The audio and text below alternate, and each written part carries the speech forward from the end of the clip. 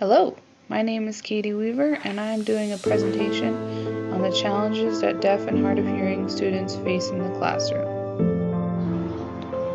In 2017, 83.7% of deaf students in the United States had successfully completed high school compared to 89.4% of hearing adults, an educational attainment gap of 5.7%.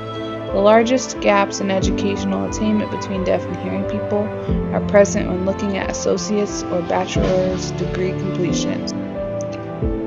Deaf students are often required to read lips, even though for many students it can be difficult and painstaking. Sometimes, especially during COVID, students have been unable to read lips due to mask mandates, and therefore their ability to communicate and understand, especially in school, has been hindered.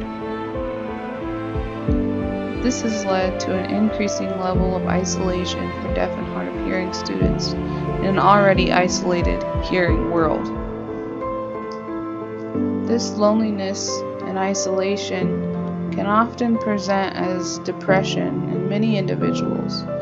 Yet, because of the lack of researchers in both deafness and mental health research, deaf people and deaf students once again are at a loss of resources that they may desperately need. The National Association of the Deaf is working hard to advocate for students who are deaf and hard of hearing. They have a list of criteria that they recommend in order for deaf students and hard of hearing students to have more equity in schools and to have more resources, both of which they desperately need. I believe that as teachers and as students, or as a member of the community, one of the best things that we can do to support individuals who are deaf or hard of hearing is to understand that they aren't impaired or broken, that they are people first and people with a hearing loss second.